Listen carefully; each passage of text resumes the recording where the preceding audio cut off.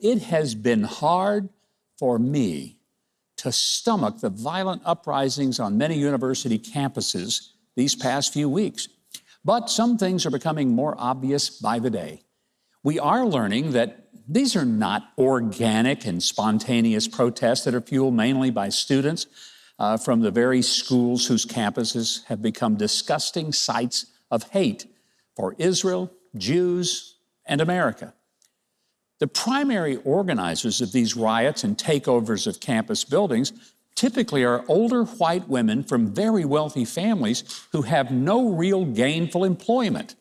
And they just live off trust funds, and some of whom have for decades been professional protesters, engaging in everything from Occupy Wall Street to climate change disruptions, to the more recent rallies for the terrorists of Hamas. You know, the people who massacred over 1,200 Jewish civilians, who took over 250 hostages, violently raped numerous women. Anyone pretending that these people have legitimate grievances is either ignorant of what has really been happening in Gaza or what Hamas continues to do, not just to Israelis, but to their own people. Or they know what hideous monsters led the attack on Israel, but they just don't care. You know, it's been evident that these protests were fueled by some big money. I mean, it took a lot of money to buy expensive tents, get professionally printed protest signs, and then there was the money needed for the supplies being used and money to make bail when these folks got arrested. But this past week, the news site Politico, which leans, let's just say, pretty far to the left, revealed that much of the funding is coming from Democrat megadonors like the far-left billionaire George Soros and the Tides Foundation, and by such Democrat funders as Susan and Nick Pritzker, the heirs to the Hyatt hotel chain. Also by David Rockefeller of the Rockefeller Foundation, and until recently, the Bill and Melinda Gates Foundation, although they have stepped back from funding some of these groups. Now, the money usually goes to organizations that are euphemistically named things like Jewish Voice for Peace, which, by the way, is not Jewish, and it certainly is no voice for peace whatsoever. Assume that maybe a few of these billionaires are truly so stupid that they have no clue where their money is going, or that it's funding the worst outbreak of anti-Semitism since the Nazis targeted Jews in the lead up to the Holocaust. But if they now know their money is funding organizations calling for the slaughter of Jewish children and the destruction of the state of Israel, if they're remaining irresponsibly silent about it, it makes them complicit in the whole thing. By the way, we're also seeing that Joe Biden and his administration have become acutely schizophrenic as it relates to Israel. One day they pretend they stand with our most loyal, valuable, and vital ally. And then the next minute, they're withholding sales of much-needed arms and ammunition and lecturing Israel on everything from their elections to their policies on how to defend their citizens against the ongoing attacks, the acts of terrorism, and the torture and holding of hostages even now, including, by the way, at least 5 American citizens still being held hostage. It has been unconscionable that President Biden has not mentioned the Americans being held hostage by Hamas, and he doesn't appear to be putting any resources into demanding their release or rescuing them. But Joe Biden is afraid of offending the radicals in his own party. You know, like kook Congress members Ilhan Omar, Rashida Tlaib, and Alexandria Ocasio-Cortez, who openly support the so-called Palestinians who, in fact, voted Hamas into power in Gaza. And by over 80%, they supported the savagery of October the 7th. President Biden ought to be afraid of offending the decency of the majority of the American citizens who support Israel's right to exist and to defend itself against the genocide of Hamas.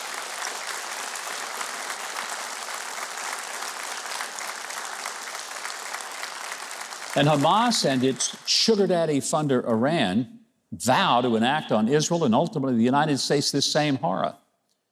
This shouldn't be hard for Joe Biden.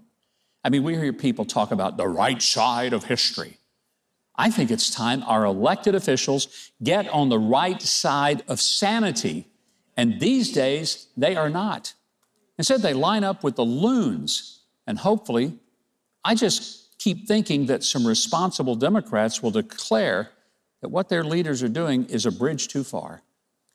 Thank goodness there are some students who have had enough, and they're standing up for sanity. This past week at the University of North Carolina, at Ole Miss, and even LSU, the pro-America students outnumbered those calling for the murder of Jews, even though it's obvious that some of the protesters are so dumb they don't even know what they're protesting. It was great to see those kids on those campuses putting the flag right back up after those protesters tried to take the American flag down. God bless them.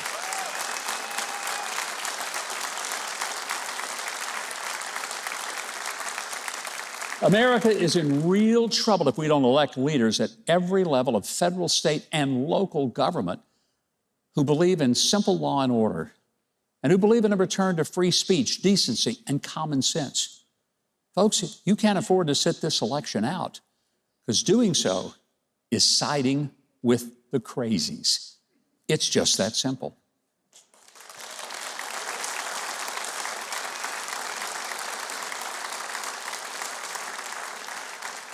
My next guest is here to bring us an update on a story that this show has followed closely, the tragic saga of Bryan Malinowski, the 53-year-old director of the Bill and Hillary Clinton National Airport in Little Rock, Arkansas. Bryan was a law-abiding gun owner.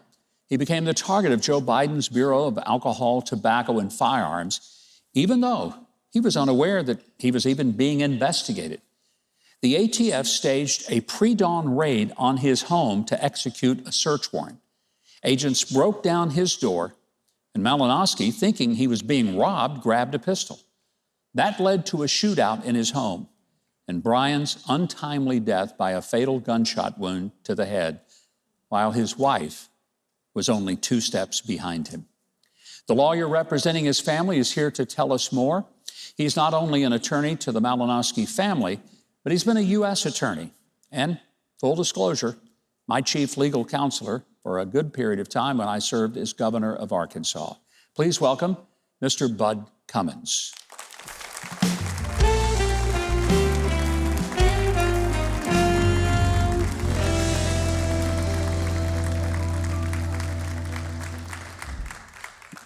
But as you know, a few weeks ago, I spoke about this issue because it just disturbed me greatly, and I really appreciate your coming on to give us some update on what has been just an unspeakable tragedy. A very prominent and well-liked citizen of Little Rock, highest paid employee in the city of Little Rock, been in his position, 13, 15 years, something like that. Really had a remarkable record. And one day he's sound asleep with his wife. His door is broken down. He thinks it's a home invasion. And the result is he's dead. His wife is a widow. And nobody's given any answers. So let's pick this up. First of all, the morning of March 19th, you were able to secure for us originally, and others have seen it now, but the video from a neighbor's camera, we're going to take a look at it if we can, and this is 10 different police cars. We're not sure how many people were here, but there were 10 cars, so there were at least 10. Correct. Probably more. It's unlikely that there was only one officer to a car, but these were the agents of the ATF, and this is from a neighbor's security camera. You see them coming. As you can tell, it's well before daylight. About 6:01 a.m. They were allowed to come at 6, and they came at 6:01. Because in order to make that kind of raid, it has to be at a certain time. The warrant has it's a form, and the judge checked 6 a.m. to 10 p.m., so they came at 6:01. Okay, and then when the agents came, the Ring doorbell camera at Mr. Malinowski's home, we have that footage, and we'll just kind of recap what happened. So this is the officers, and they come and they put tape over the Ring camera so he nor anyone else can see who it is or what it is, and then the power was cut off to their home, we think. 90% sure. Okay. So suddenly it's dark in his house, his door's crashed in. Tell us what happened. Well, let me back up and first thank you for the leadership you showed in your monologue several weeks ago. That has really helped bring a lot of attention to this case, and this case deserves attention. Yeah. What happened is somewhere in between what you see on that tape, when the SWAT team comes up and has tape pre-prepared to cover up the lens of his Ring camera, we know that 57 seconds later he was dead. We don't know how long it was after they taped over the camera, before they knocked, and we don't know how long it took after they knocked for them to kick his door in, and we don't know how long it took after they kicked his door in for him to hear it, wake up, find a gun, get it loaded, leave his bedroom, and go see intruders in his front hallway. So they were not at that door. I'd have to guess. I wish we had video evidence if they hadn't have covered up the Ring camera, or if they had worn body-worn cameras, we would know exactly what they did. Now, when we were here before, and I want to go into this because you mentioned the body cameras, I remember speaking about it and saying they should have those. The law requires them to have those body cameras. We thought maybe they did and they just weren't releasing it. It wasn't but just a few days ago that we discovered they weren't wearing body cameras. That's correct. Little Rock Police Department was on the scene with ATF. They are required to wear body cameras. President Biden and the Attorney General and Deputy Attorney General announced policies that require ATF to wear body-worn cameras when they execute search warrants, just like this one. They announced that policy 2 years ago. Nobody had on a body-worn camera, not ATF, not Little Rock Police Department. And you represent the family. How long did it take you, as the attorney for the family, to even get the simple acknowledgement that they did or did not have the cameras? Maybe a month. A month. Yeah. What really precipitated that they finally acknowledged it? Well, what you going on TV and calling for them to release the body cameras in the name of transparency, which is why the president said that all law enforcement officers should wear them when they serve search warrants. After you did your monologue, Attorney General Tim Griffin from Arkansas picked up on that, and he started calling for it. United States Senator Tom Cotton called for them, and then maybe 30 or 40 members of the General Assembly in Arkansas had a press conference and collectively called on ATF to release the body cameras to answer some of these questions.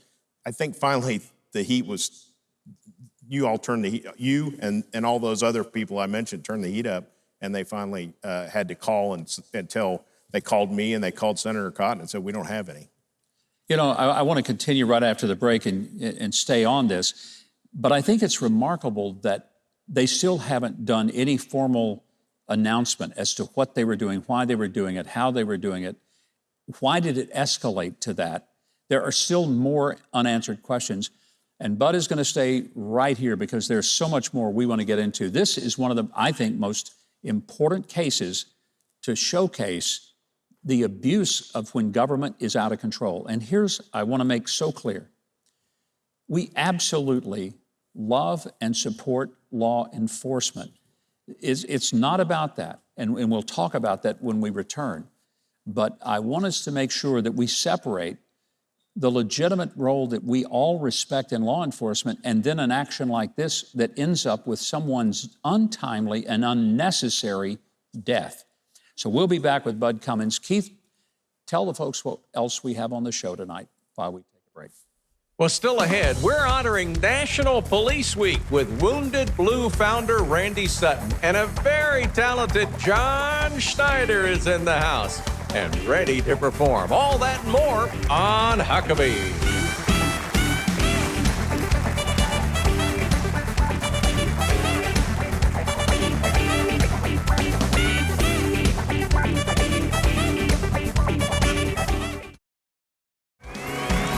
MikeHuckabee.com and sign up for his free newsletter and follow @GovMikeHuckabee on X.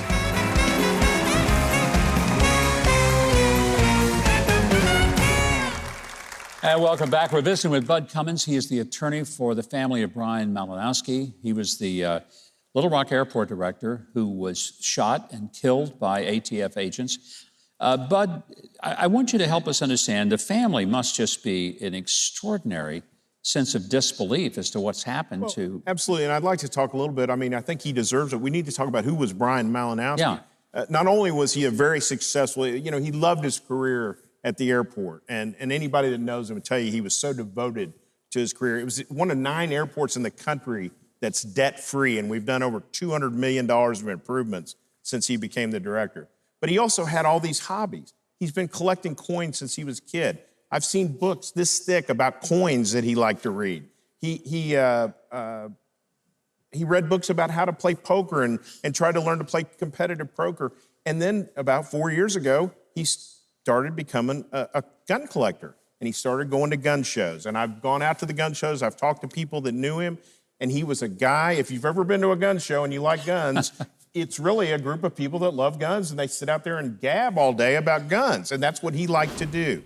So at some point, the ATF decided that he was no longer a private collector, that his primary motive was now profit, even though he made $260,000 a year at his day job, and that he should have bought a license. They never told him that. They never wrote him a letter. They started investigating him. They surveilled him, followed him around town at night. They put a tracker on his car and then got this search warrant and executed it at 6 in the morning with Fallujah-style military tactics and killed him.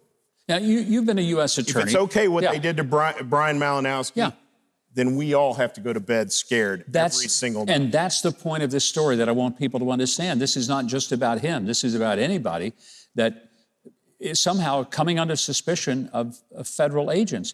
You were a U.S. attorney, and I think it's very providential that you're representing the family because you understand how the federal government prosecutes things.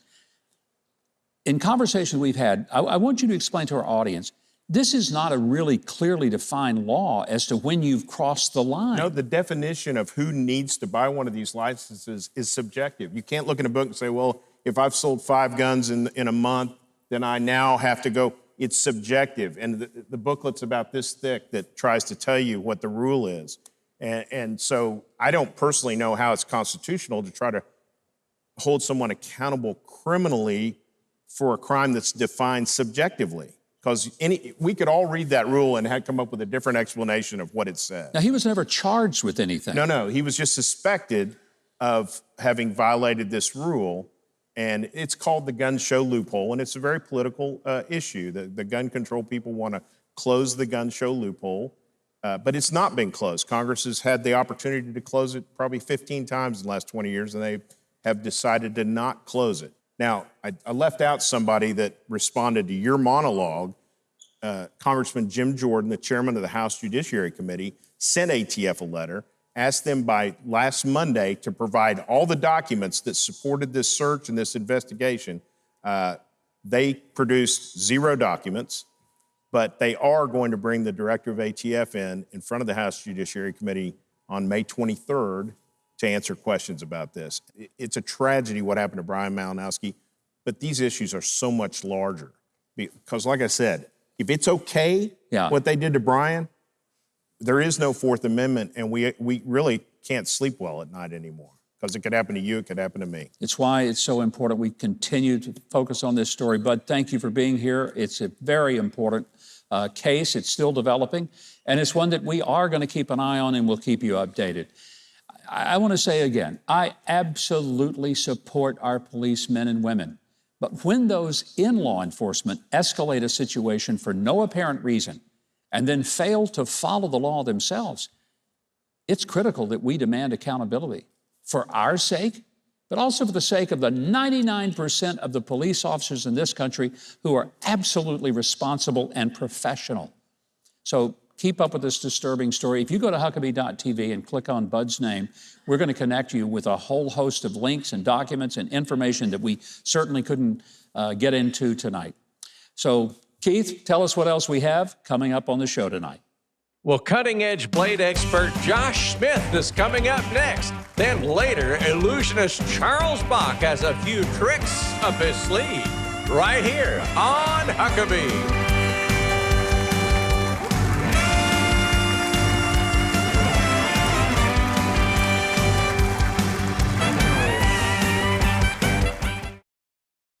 Well, Samaritan's Purse continues to bless communities all over the world with critical help and humanitarian aid in the name of Jesus. When you donate to Samaritan's Purse, you can feel good knowing that your gift is helping to heal the lives of those suffering from some of the worst situations imaginable. I hope you'll pray for the volunteers at Samaritan's Purse, as well as those they're helping, and consider joining them in mission by giving. Call them today, or scan that QR code that's on your screen to visit their website and give what God's placed on your heart. Thanks, and God bless. Well, my next guest is living the American dream, practicing a craft that he loves and bringing American-made products to consumers nationwide. I want you to welcome the founder and master bladesmith at the Montana Knife Company, Josh Smith. Josh, great to have you here. Thank you. Thanks for having me. You started making knives when you were just a little kid in your dad's shop. Yeah, I was 11 years old. My Little League baseball coach started teaching me. I got a little more gray hair than back then, but yes, he invited me up to his shop after my parents bought me one of his knives, and just kind of took after it, and it ended up becoming a career. But you did some pretty remarkable things. You were the youngest ever journeyman to make knives, which means you've got to go through a lot of training and pass tests. How old were you when you became a journeyman knife maker? Yeah, I was 15 years old. No one had ever done that before. No, they hadn't. And you have to be an apprentice for a couple of years, and then you have to make a performance blade that will chop rope and cut two 2x4s in half and still shave, and then bend that blade 90 degrees without breaking it. And you did that at 15 years old? Yeah. And that shows that you understand metallurgy and how to heat treat. And then you have to present 5 knives to a panel of judges at the Atlanta Blade Show, and they judge fit and finish and all that. And so I did that, and then did the same thing with Damascus steel knives when I was 19 and became the youngest master bladesmith. So, and I don't think people understand. There aren't many master bladesmiths in all of the United States. How many total? Yeah, I think now there's about 150. Back then there were 75 or 80. And you're the youngest that's ever done that at 19 years old. I was, yeah. Now, one of the, I know, burdens you had, you watched so much stuff coming in from China. A lot of it cheap, just not really good quality. Was that a motivation for you to say, I don't want to have this junk coming in here. I want to see something that's American made and quality? Yeah, I made custom knives for a lot of years, but I had this dream of starting Montana Knife Company, which more is a production knife company, because the customs I was making were very expensive, hard for people to afford. But I was seeing our knife industry being taken over more and more by products made from China and overseas. And frankly, especially as men, we tend to pass down knives and guns. Yeah. And I was seeing knives now being thrown away, literally replaceable blade knives made to throw away. And as I saw that in stores and I saw the lack of quality, it was more motivation to start my company. So I actually registered the name Montana Knife Company when I was 19, but I didn't start it until I was 39 during actually COVID in 2020. So when that started up, have you found people are really anxious to get quality knives that are made in America that have some value? Absolutely. I think I got a little bit lucky with starting it right in the middle of COVID, because little did we know how much the world was going to fall apart and how much we were depending on overseas imports for our daily lives. And so, I started at the right time, and then the American public has just supported us in an incredible way. They're willing to pay a little bit more for a high quality product. We guarantee them for life. You send them in for life, we'll resharpen them. Your chef's knife, speaking of that, actually, I brought you a brand new chef's knife for your kitchen. We're actually launching those this week. Not sure I want my wife to ever see this. It is sharp. It is very, very, very, very sharp. Oh, yes, it is. Wow. Yeah, so, people want that kind of craftsmanship, whether it's in their kitchen or out in the field hunting. You send that knife to us for the rest of your life, we're going to sharpen it for free, and that's why you buy American made. I think that's something that most people simply don't understand. So these knives, I mean, you manufacture them. Are you still doing some custom things as well? Is it still a hobby of yours? I do a little bit, but this company exploded so much. I started this in my garage in COVID. I quit my day job as a journeyman lineman, January 1st of 2021. My daughter back then was helping me grind the handles. My young son and daughter were helping assemble them, and it was just us. I didn't take a paycheck for half of 2021 out of the company. and now we have 56 employees, and we're all over the world with our knives. So it's just really cool how that, yeah, thank you. You know, I love it for many reasons. I love the quality of what you're doing.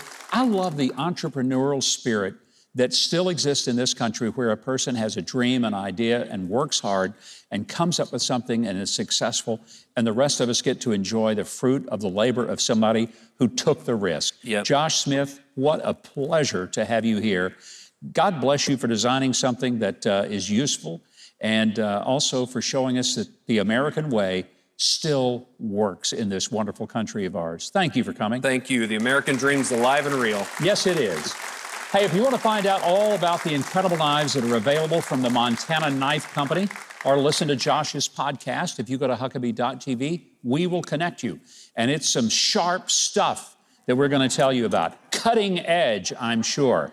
Speaking of sharp, Keith has been sharpening his tongue, and he's ready to tell us what's coming up next, aren't you, Keith? Oh, yes, I am. Randy Sutton explain how he's helping officers injured in the line of duty next.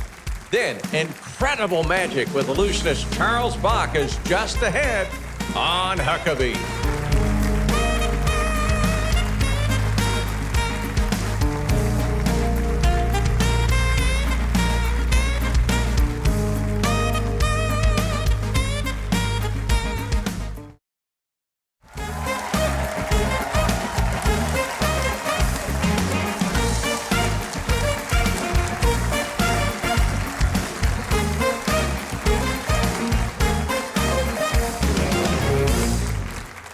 Well, welcome back. It is National Police Week, but recent years have been difficult times for police officers.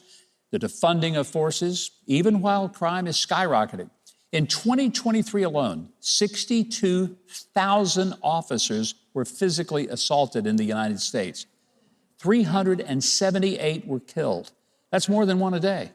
So what can be done about it? Well, the Wounded Blue is an organization that supports injured and disabled police officers, and we now welcome its founder, Randy Sutton. Randy, it's great to see you again. We've met before, but what a pleasure to have you. You know, we hear about police officers getting injured and wounded. We're seeing it even during these riots on college campuses. Yes, we are. Beating up cops. And, you know, I find it very difficult to why a person would strap on the badge and the gun and go to work every day with that kind of threat over him. Well, we're having so many issues. There truly is a crisis of policing in America, and it's unfortunately a man-made crisis. I mean, there are powerful forces at work, and what we have seen as far as injuries go, last year 378 police officers were actually shot in the line of duty, and we're on right now in May. It's going to exceed that. We've never seen anything like this. But injuries don't have to be physical in order to be part of the war on cops. There are so many emotional and psychological injuries as well, and much of it is because these officers have been dehumanized, have been defunded, and basically told, you know what, you're not valuable to us anymore. And that plays a major role in post-traumatic stress. And, you know, post-traumatic stress can be as real as a bullet, Governor. And the Wounded Blue, which is the National Assistance and Support Organization for Injured and Disabled Law Enforcement Officers, is a nationwide charity that I founded about 5 years ago. In fact, 5 years ago this week is when we launched, and we've helped more than 14,000 American law enforcement officers since that launch. You yourself, you were a police officer and worked in both Las Vegas and New Jersey. Yes. So this is not something you just said, well, I need to find something to do. This is personal to you, isn't it? Very much so. So I spent 34 years behind the badge, 10 years in a small community of Princeton, New Jersey, and 24 with the Las Vegas Metropolitan Police Department. I'm proud of what I did. And I'll tell you, what I'm really proud of is the men and women who are serving every day, putting their lives on the line, and they are the true heroes. The only people who are putting their lives on the line for the people of this country is the American peace officer. Yeah. And every one of them is serving that and knows that when they go to work,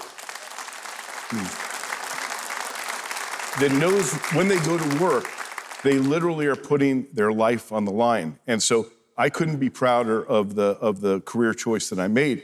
But I didn't choose this path.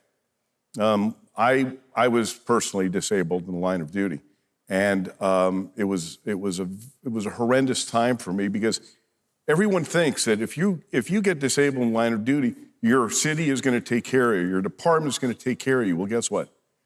It's not always true. My own department threw me away, and I had to fight to get. They literally said, "We're not paying your medical benefits." I had a stroke in my police car. "We're not paying your medical benefits. We're not giving you your benefits." I said, "Well, you have to." They said, "Make us." They forced me to go to court well over a year. The bill collectors are knocking on my door. They knew they had to pay, but they just didn't. And here's the harsh reality. They thought they would wear you down, I guess. That's exactly right. The tagline of the Wounded Blue is never forgotten, never alone, because the heartbreaking stories that I not only heard then, but I hear now, the worst being, Randy, I wish I didn't even live that night. At least I wouldn't be a burden. Wow. These heartbreaking stories from police officers from all over the country. I knew that I had to do something. And my entire team is made up of police officers who have been shot or stabbed or beaten or run over or faced serious post-traumatic stress and come out on the other side. They are the heroes. Well, all of you are heroes for doing what you do. And I want to mention to our audience before we let you go that there's a wonderful fundraising effort that you're doing called Guitars for Cops. You have celebrities who have autographed guitars. When people purchase them, the proceeds go to help fund the Wounded Blue. So there's a lot of ways that people can personally get involved and help Wounded Blue, help these police officers. Exactly. So, I mean, we have like 30 major country music stars who have signed guitars to help raise money for the Wounded Blue. Nice. And for $1,000 a piece, and that money goes to help injured and disabled officers across this country. For any of the people who are watching this that are serving, you don't have to stand alone. That's Wounded Blue is here for you. Fantastic reminder for all of us. The police do need our support more than ever, and one great way to help is support the Wounded Blue. We have all the links to everything we've been talking about at Huckabee.tv. If you go there, we will connect you to them, as well as to Guitars for Cops, where you can buy an autographed guitar to help fund their mission. I have a feeling Keith and I may both want to be getting one of those guitars. We may sign up and buy one just to help the Wounded Blue.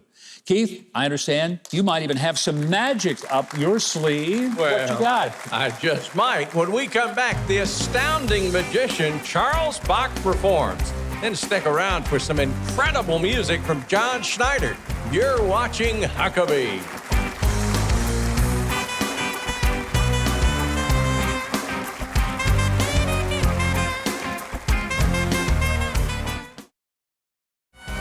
Go to Huckabee.tv and get your very own made in the USA. Huckabee mugs, t-shirts, and more.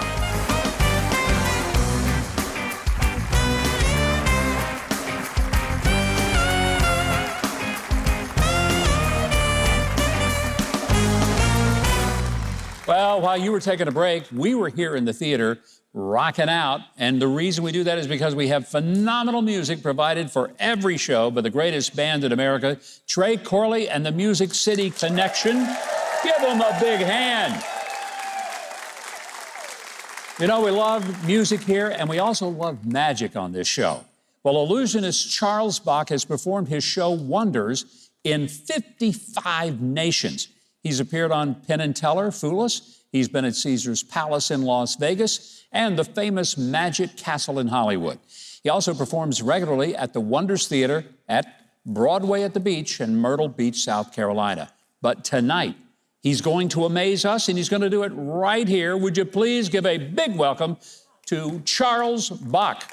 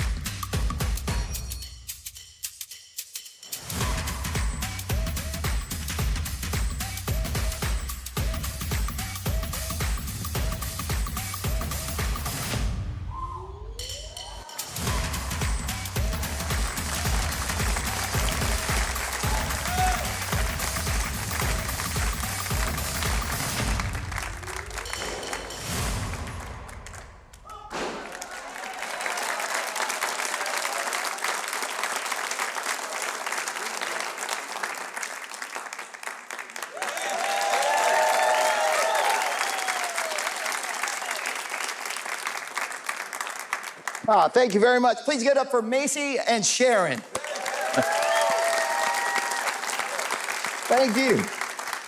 Hello, Governor. How are you? Charles, I'm doing great. I'm amazed not just by the trick, but also you changed entire wardrobes. You changed the rope on the hands, the whole thing. It's amazing what we can do with a little magic. It really is. We're so glad to have you here. You're going to do something? Well, it's a pleasure to be here. We're absolutely going to do something together. We've Let's done do some it. big stuff. We're going to do some sleight of hand together. Okay. A little close-up magic. All right. This is magic you get to see close up. Good name for it. Yes. I have a deck of cards right here. I'm going to have you pick one of these cards. Okay. First of all, I just want to make sure all the cards are different. Yep. Looks good? All right. I want to make it really easy for you to choose Okay. one of these. Just say stop anytime you like as I go Right. through the deck. Stop. Oh, A little late. Yeah. Okay. I'll Try it go again. real slow. Here Okay. we go, right through the deck. Stop. Ooh, you stop right there in the middle. Take a look Yep. at that card. Remember what it is. Show it to yourself and then show it to the camera Okay. and the studio audience. Let them all see what that card is. Fantastic. And you can place it back in the deck anywhere you like. Lost Right there. in the deck. Okay. Now, you chose a card. You have it in your mind right now. Believe it or not, I actually made a little prediction. I wrote it on this pad of paper. Okay. I'm going to show it to you. Ladies and gentlemen, this is my prediction of the governor's imagination. Is that pretty accurate? A bunch of circles. I didn't see the Those are card. actually thought bubbles. Oh. All the ideas that are floating around in your mind. You have lots of thoughts, lots of ideas. And Yes? my thoughts are pretty empty too, just like that. So yes, that's about right. Well, those are lots of thoughts. We need to narrow this down from many thoughts and ideas to just Okay. one single thought in your mind, and that is your card. So I'm going to ask you to take this pen and Okay. write the number and draw the suit right next to it so they can all see it, Okay. right in that blank space right there. So just put the number and then the Draw the number in the suit. don't let you see it. That's okay. I'm going to look anyway. Yeah, that's true. Fantastic. There we go. Well, that's excellent My artwork is right there. horrible, but Look at that. That's the 8 of diamonds. 8 of diamonds. The 8 out of all the cards in the deck. That's the one you chose. that's it. This is cool. We're going to try a little something here. Okay. I'm going to take this piece of paper off right there. Okay. Yeah. Oh, that is weird. That is strange. Hey, quickly point to the heavier of the two objects. Well, it would be that. No, that's the lighter. Oh. That sounds like something Keith would do to me. Well, now for the magic. Keep your eyes right here on the imagination. Okay. Because something magical is about to happen. Watch.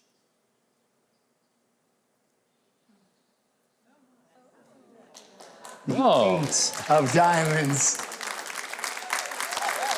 that's impressive. And that is your souvenir.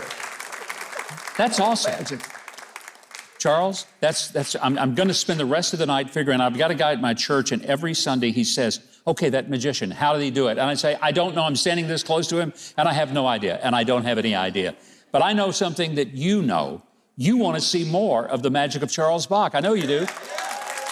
And for tickets to his show at the Wonders Theater in Myrtle Beach, South Carolina, if you go to Huckabee.tv, we'll tell you how to get tickets and be there in Myrtle Beach when he's performing.